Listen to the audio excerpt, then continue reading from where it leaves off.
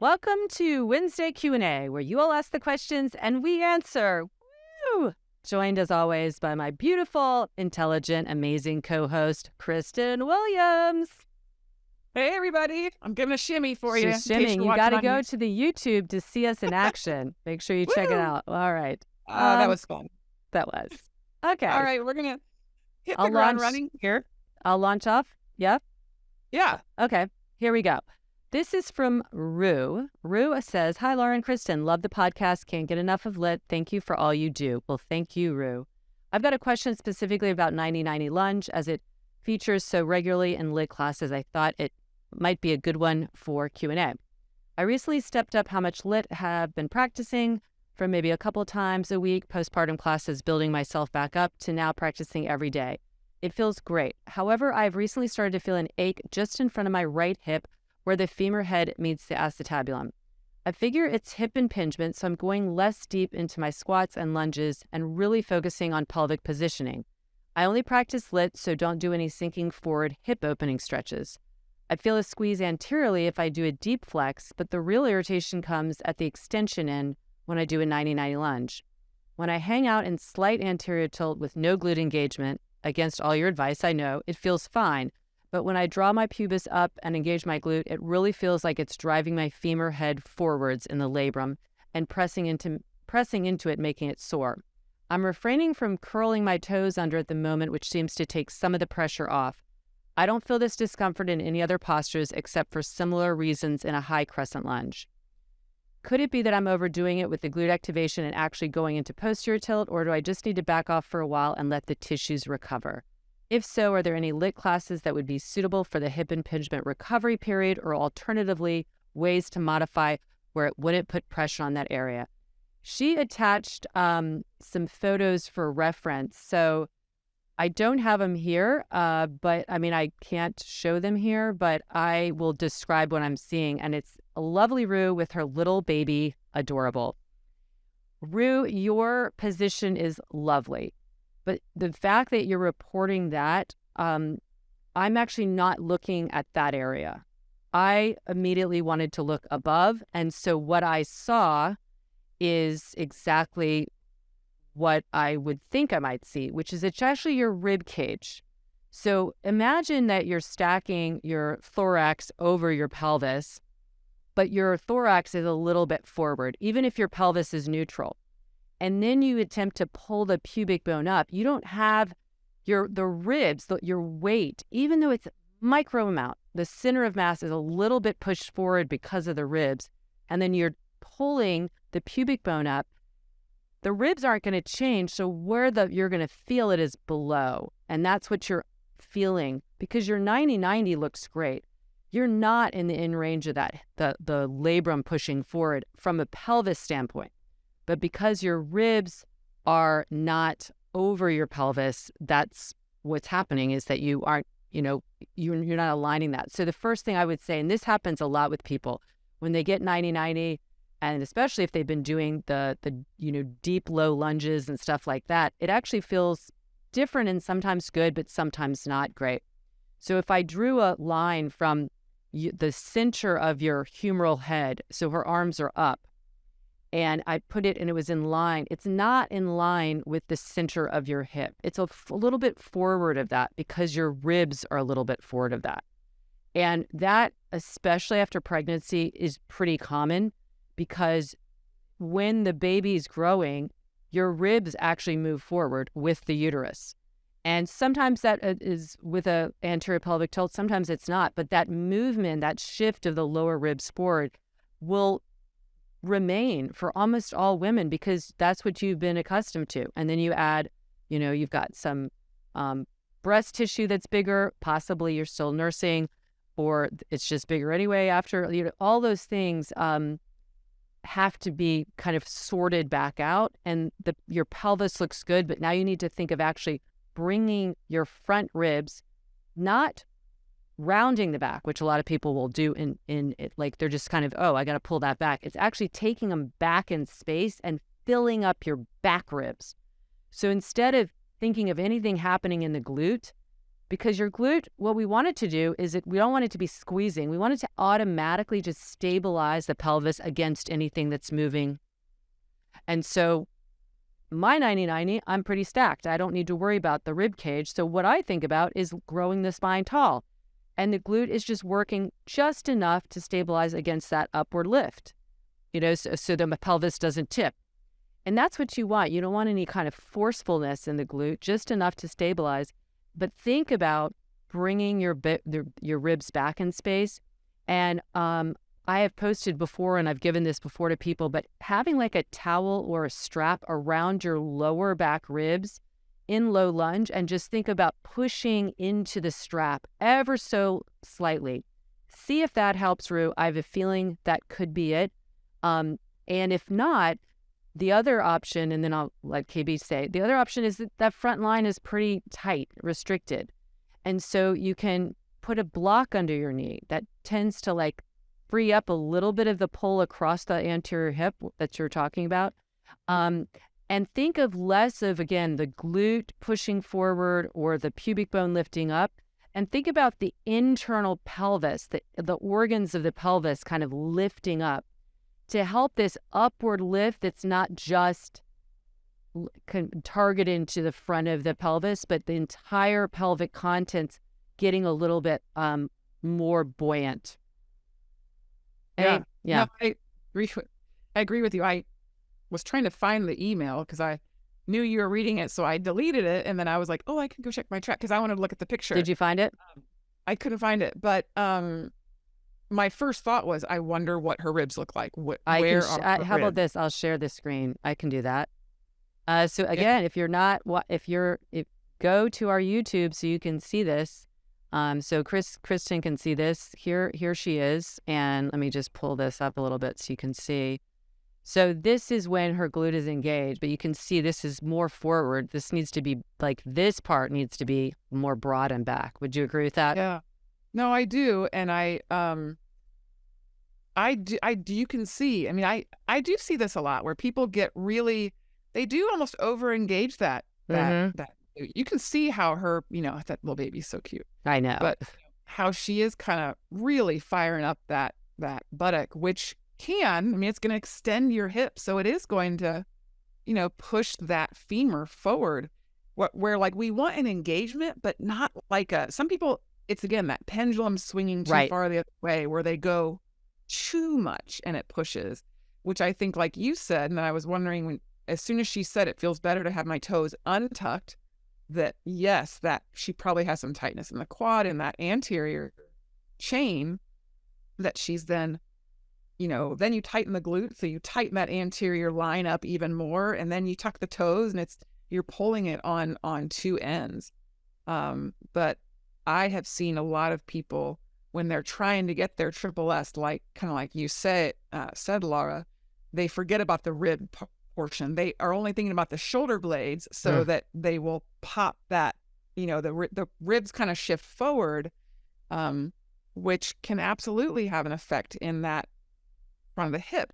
And we also need to remember, like, the cues we're giving people are broad cues and they might not fit for you. So if you're like Rue and you say, this hurts, then be fully in the mindset, the knowledge that you can, like she said, now she'll go to anterior tilt to make it feel better, which I wouldn't recommend, especially given that she's postpartum, but relax the glute a little bit. I love your idea. Get the block underneath the knee because you've spent 9+ months, and I say plus because then we're like carrying around the baby and kind of in a funny posture, most likely after being a new mom and having a baby, that your body's not going to go right back to where it was. And so be patient knowing that that's going to take time. So if you're feeling that discomfort in the front of the hip, that's your body telling you something.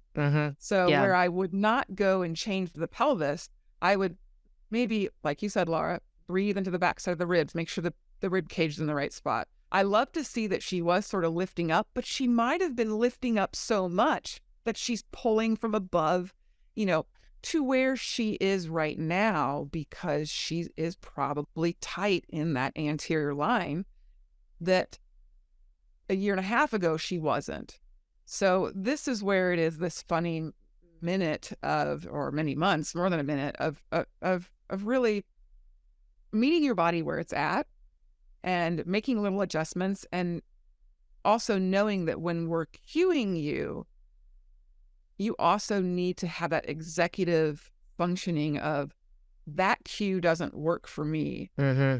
I'm going to look at myself, which I love that she took pictures, she sent pictures. So, you know, she's doing the 90-90, which is excellent, but, just adjusting things for your body. And I would argue for probably she was over gripping in that buttock too.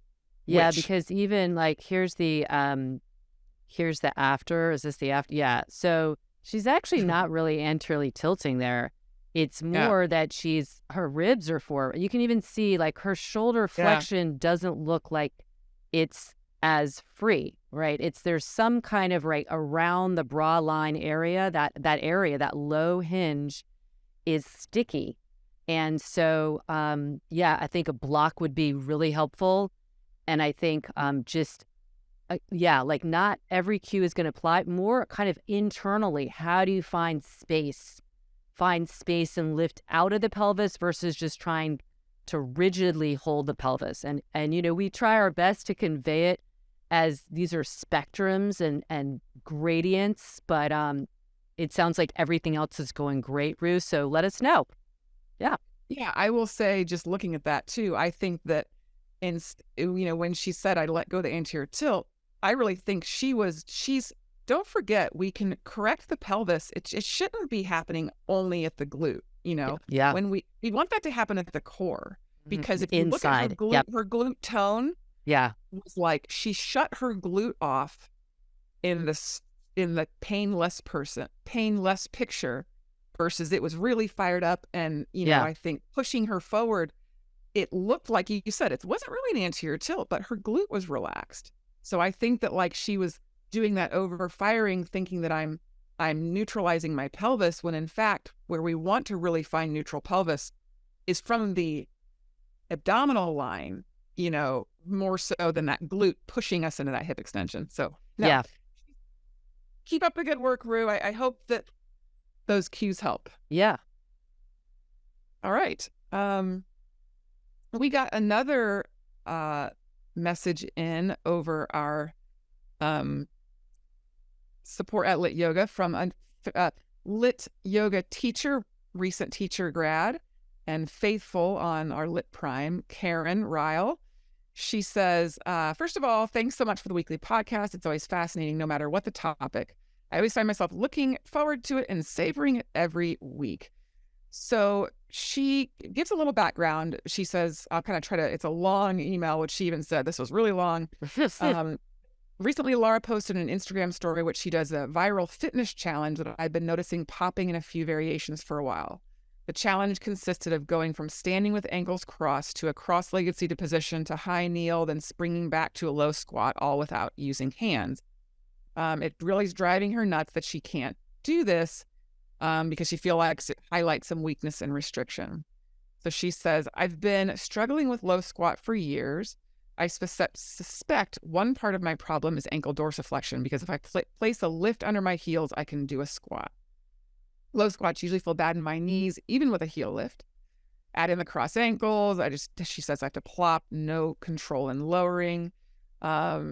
She says the kneeling part is a piece of cake.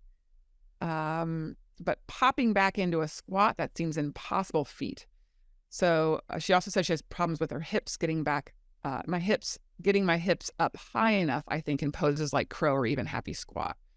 So she also goes on to say if it's relevant, she has some knee problems. Double pigeon feels great to her, which is interesting, as do all external rotation moves. Recently, a year ago, tore meniscus in their knee, ruptured popliteal cyst, and average arthritis. Doing lit has all but solved my knee issues, except when I try to do those low squats. Probably not relevant, but I did break my right femoral neck in an accident 2.5 years ago. I'd say that's pretty relevant. I know. She did extensive PT for the hip. I think it's fine now. So she's basically is any advice is appreciated is what she's looking for advice to, I think, be able to do a squat, maybe do this challenge that we put on there without trouble. Mm-hmm.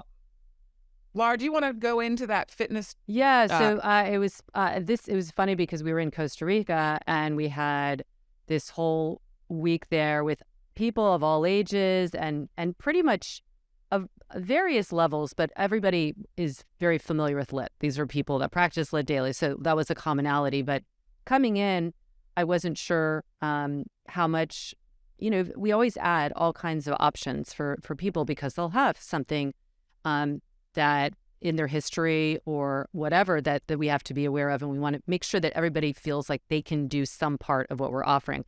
And I was so pleasantly surprised because people were amazing and I was able to really bring in some major juice. And one of the classes was a longevity flow. And it was based on this Brazilian doctor who did research longitudinal research, studying how people who can, and many are probably familiar with this, but can lower to the ground to a seated position. And you lower and you come back up without using your hands. There's not any of that maneuvering like this fitness test did. But a lot of people alone will have trouble with that, crossing their ankles, sitting down, coming back up without using their hands. Because and the reason why this test, why they can really correlate it with longevity is if you are mobile in all these big synovial joints, big joints that allow you to move in so many ways, that is going to keep you independent. It's going to improve your balance. You're going to be more active because that's the way you maintain the joint range of motion. So it's a really cool test and it's something that you can do anytime and check in. And that's why I think Karen is like, I really want to be able to do this because of this correlation with longevity. Now, the one that she's referring to, the fitness test that I did on Instagram, it's similar. You come down the same way, but then you rock forward on your knees and then you rock back on your heels and stand up from there. And in some ways, it's just different. It's not less or more challenging, but I think it will reveal the control element. So the control of lowering, coming forward on the knees, and then being able to go back on your heels without taking your center of mass way back and falling over, and then being able to come back up. All of that is requiring our full range of motion of ankle, dorsiflexion, of knee flexion and hip flexion. And in that, which she's also noticing, is the control within the range. So you might be able to get a range of motion and increase your range of motion, but then you also have to be able to control it. Controlling meaning that you're not plopping down to the ground. You're controlling the descent when you have gravitational forces, and then you're able to push into the floor and go up against gravity. So everything you've talked about, Karen, and having watched you, this is really your hips. And the ankles. But I think you're doing fabulous. So I think that you're like a very driven personality, and this is for many people out there. So you see something and you get a little bit of it, and you're focusing on what you're not able to do. And I want you to focus on what you are able to do, which is you are able to do all these things around the mat, big ranges of motion. And this one will take some time. And yeah, I think that hip injury, that fracture, even if you didn't have that, most people aren't going into these big ranges of hip flexion, ankle dorsiflexion with the heels loaded in that squat.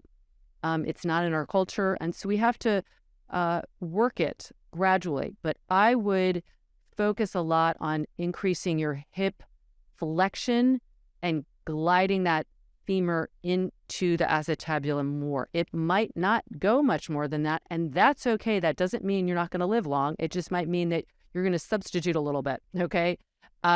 That's what I would have to say. There's a lot more, but I'd love for KB to.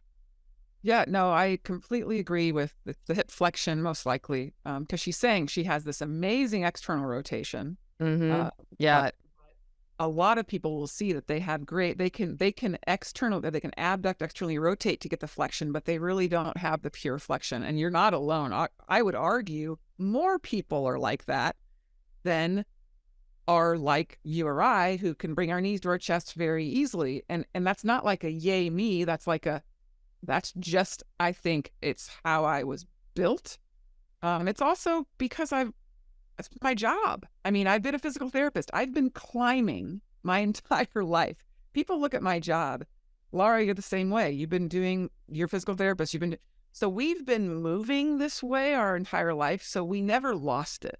And what we see is so many people, you get out of basically elementary school, maybe middle school, and you stop moving the way you used to. And then you get into a job. I know Karen is, and she's a writer. She's a teacher, a professor. So, she's sitting a lot. She does stand up to lecture, but, she's never flexing her hips like that until she got into yoga. So, to expect this to happen overnight is unrealistic. And I love that you started off with, let's talk about what you can do, because Karen's amazing.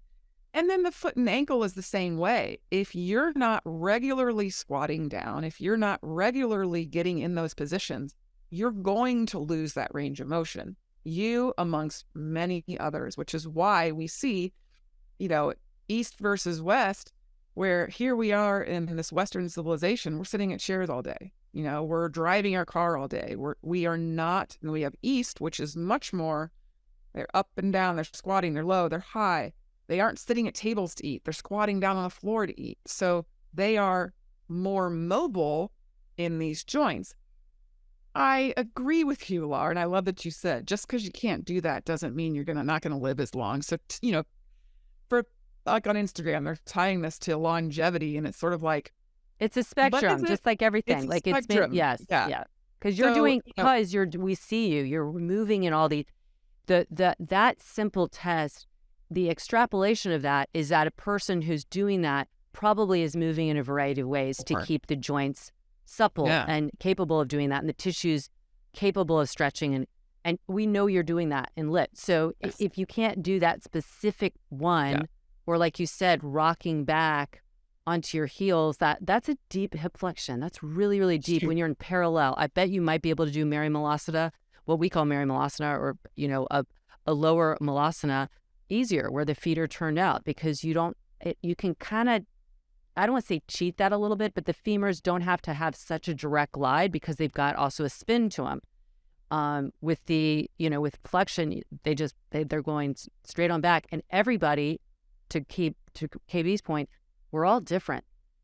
Shoulders are not as variable, and we see a lot more significant changes in shoulder range of motion that really shouldn't be there. That's not good, because pretty much everybody is born with the ability to circle their arm in 360. It's just a looser joint. It doesn't have as many components that would limit some of that. But the hip is not the same. There are going to be people who are just that deep hip flexion. They just don't, whether their femoral neck is too long or longer, and there's only so far it can go, or the angle of the neck. So those things that's where you really can't compare yourself. It's like, how does it feel? Do you feel like you can get down and get up without a lot of assistance? There you go. There's your longevity. A to the men. All right. We've got one more question here that was sent over DM on Instagram from our dear friend Yana, another lit teacher. Just got to pull it up here. What did I do? There we go. Albums. All right. And so she says, I was wondering if you could share your thoughts about overtraining. I feel like I've been seeing a lot come by lately on social media stating the disastrous effects of overtraining, particularly for women with hormonal balance and all, due to exercise creating a stress response in the body, without actually going into detail about anything. I feel like only very little of us will actually run into this problem. Could you elaborate a little on this? Symptoms, for example. How much of an issue is it really in our society? I feel like lack of movement is the bigger issue, at least in my community. She's from Belgium. I feel like these social media posts just kind of send out this message that some women are weak and should focus more on resting, which is something I just don't align with at all for many reasons. I'd be curious to hear your thoughts about it. And I mean, I'll just jump off on this, that social media, I mean, my goodness gracious, it is all about clickbait. It's all about getting more clicks. It's all about being shocking. Do I think that there are some bad effects to overtraining? Absolutely. Do I think many people are overtraining? Absolutely not. I agree with her. Overtraining, I think, is if you're looking at someone who, there are exercise addicts. You know, I think we have a very addictive, I think human beings are addictive. So we have addictive personalities. So some human beings are addicted to food, to drink, and some do become addicted to exercise. And they, you know, really tend to go big, go hard.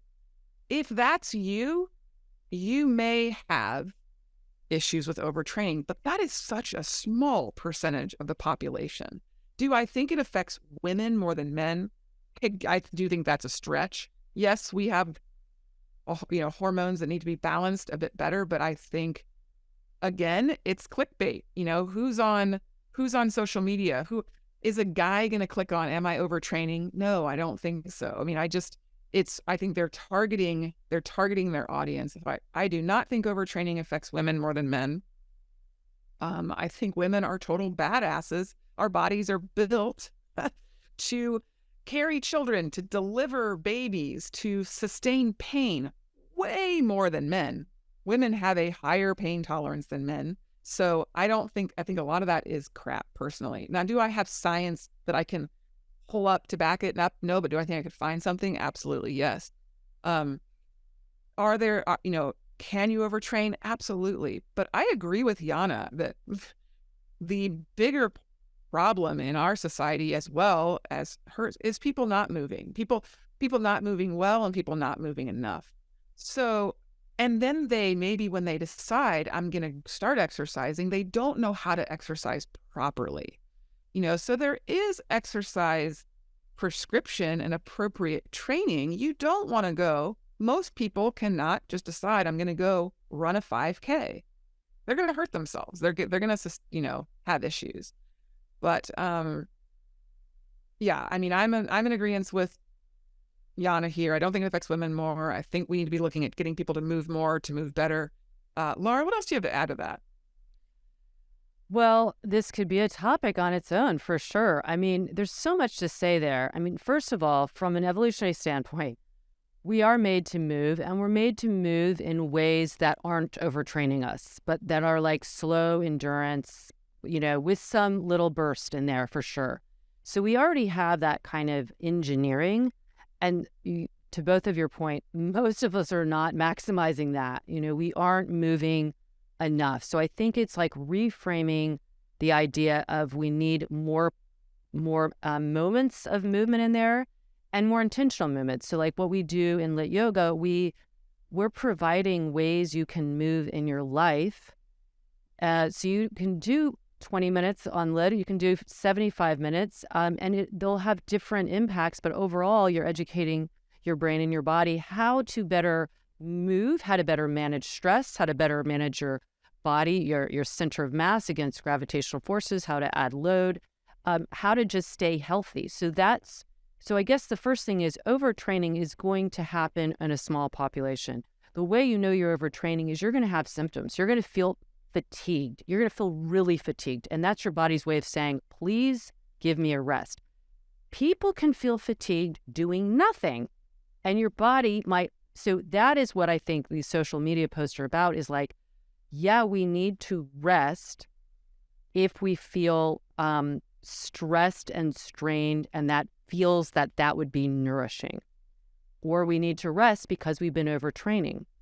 But that doesn't mean you never need to move, you know, because so we can't, that's again, you can't like, it's a conflation of things. Like, I'm really stressed, my nervous system's out of whack, my button, you know, everything's about movement and exercise, and I just need to rest. Rest is amazing. But rest is the balance. It's like the pendulum. You have to do both sides of it. We talk about this in Lit. Like, we move and we're, raising our heart rate up, we're challenging ourselves, and then we get down and we actually, sometimes our Shavasana is 5 minutes. I'm not saying it shouldn't be longer than that, but what it's showing us is that how adaptable are we to be able to go into that restorative state, that parasympathetic state. That is what people need to work on, is nervous system intelligence. And so body telling you to rest might be that you're stressed in your nervous system, but movement, gentle movement, frequent, not like long, can also be. So there's not like one direct answer. But true overtraining, you're just setting yourself up for being fatigued, being so much more likely to have injury and illness. Your body, all of kind of your defense mechanisms are like, you really decrease your ability to recover well. And therefore, that, what is the word I'm looking for? The threshold Sure. of which you can handle things coming, like illness, handling strain, handling infection, is really lowered when you truly are overtraining. And that's, again, a whole other podcast, but I agree. Most people aren't in that category. We're talking like endurance athletes, people who are like really, really pushing hard, waking up sore, waking up exhausted, or doing this and losing weight, losing their period, changing the kind of hormonal, the cellular makeup. But that's at a very high level. The stress of daily life and what people are going through impacts your hormones, including your stress hormone, and that impacts whether you're a male or not. But the female hormones that she's referencing, that's where the hormones can be, out of whack and such like that. But yeah, rest, recover when you need to, but move, because you're going to be able to know when you're resting. Like, you can rest better when you've moved. Yeah. Anyway, a lot more to say there, but everybody move, but I think stop thinking of it as punitive or something that has to be checked off. It's life. It's life. Your body wants the movement. Your brain wants it. Your nervous system wants it. Your circulatory system, your lymphatic system, cardiopulmonary, everything. But it's not punitive. It's really meant to be therapeutic. Well, and I like that she's questioning social media. Keep questioning social media, because you can't reduce things to a soundbite. It's really unfortunate. I see this in the PTs. They go back and forth. Like, they have like, this PT says, oh, you should never do this. And another one like is mocking that one and saying, here, look, I'm doing it and I'm fine. And it's like, we're losing something here because there are nuances. And it's, social media, just, take it for what it is. Watch the animal stuff. Like, that's what Laura and I watch. That's all we do. We watch animal stuff. Oh my gosh, they're hilarious. I use it for comic relief. Totally. Use it for comic relief, and then get your movement by coming on to lityoga.com and practicing with us, because our intention is truly to educate and empower you. So your intelligence about what you need, not what I'm telling you or KB's telling you, but what you need, is going to be refined and tuned in. And then you won't be, pulled in all these directions. I see people who are trying a million different types of exercise. They try all the different subscription platforms. They're ping-ponging around. It's like, find something that makes you feel joyful and that doesn't make you feel like, oh my gosh, I've got to do this because XYZ. Do it for you because it makes you feel better. Love it. Love it. All right. So kids, you know where to find us. You can write us directly on social media. We are there. Direct message me at Laura.Hyman or Kristen at KBWilliams99, or at the podcast itself, Redefining Yoga Podcast. Please follow. We really appreciate that, as well as rate, subscribe, review, and share this podcast with friends. But you could also find us. Yeah, you can also find us via email if you're an emailer. support@lityoga, that's LYT yoga.com. Those get forwarded to us, and we will answer there. You can also send in your questions anonymously. If you don't want your name, put out there, but you have a burning question, we will honor that 100%. So, yeah. This is our playtime. We have fun, and as always, double check.